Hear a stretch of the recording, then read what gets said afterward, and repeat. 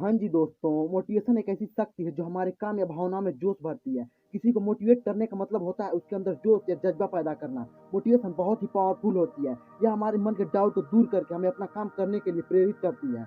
Motivation एक ऐसी ताकत है जो हमारी ज़िंदगी बदल सकती है। हमें मोटिवेट होने की आवश्यकता क्यों है?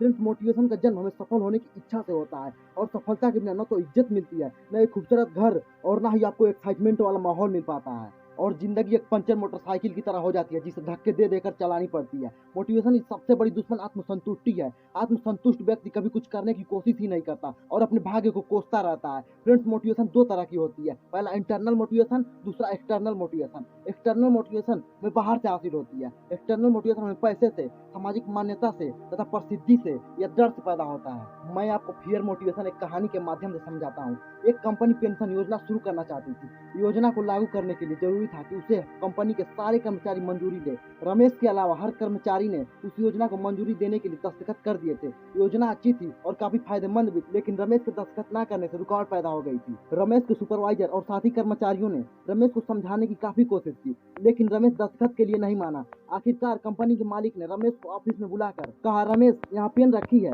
और साथ में पेंशन योजना के कागजात हैं। अगर तुम पेंशन योजना पर साइन नहीं करोगे तो तुम्हें कंपनी से निकाल दिया जाएगा। रमेश ने तुरंत उस कागज पर दस्तखत कर दिए।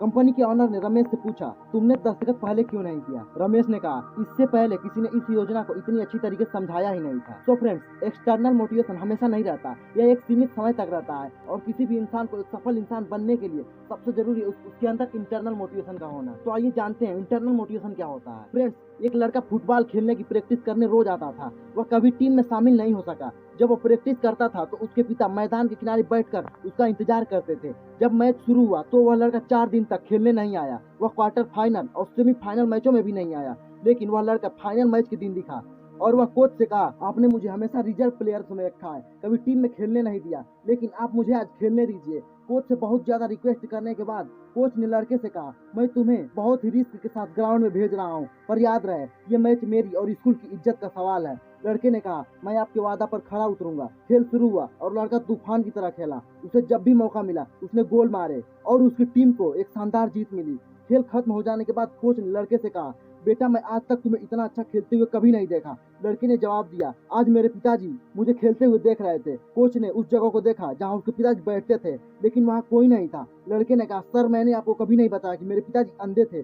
4 दिन पहले उनकी मृत्यु हो गई। आज पहली बार वो मुझे ऊपर से देख रहे हैं। तो दोस्तों, इंटरनल मोटिवेशन व्यक्ति को एहसास होने वाली इंटरनल फीलिंग होती है। फ्रेंड्स, इंटरनल मोटिवेशन का रिलेशन केवल मंजिल पाने से नहीं है, बल्कि किसी काम को अंजाम तक पहुंचा देने के एहसास से होती है। इंटरनल मोटिवेशन टिकाऊ होती है क्योंकि यह इंसान के अंदर ही जन्म लेती है। फ्रेंड्स, सफलता पाने के लिए आपको अपने इंटरनल मोटिवेशन को इंक्रीज करने की जरूरत होती है। दो सबसे अधिक और इम्पोर्टेंट इंटरनल मोटिवेशन के कारण होते हैं। पहला, खुद की वैल्यू और दूसरा, रिस्पॉन्सिबिलिटी। फ्रेंड्स, हर एक आदमी वैल्यूएबल बनना चाहता है। हर आदमी चाहता है कि लोग उसकी प्रशंसा करें, उसका मान सम्मान करें, और जिम्मेदारी से आदमी के अंदर इन्वॉल्वमेंट और ऑनरशिप की फीलिंग आती है। फ्रेंड्स, वैल्यू बाहरी लोगों से हमें मिलती है, लेकिन इसका एहसास हमारे अंदर होता है। तो दोस्तों, आपको ये वीडियो कैसी लगी? अगर अच्छी लगी हो तो लाइक करें, शेयर करें और हाँ, सब्सक्राइब करके बेल आइकन प्रेस करना बिल्कुल ना भूलें। Thank you so much.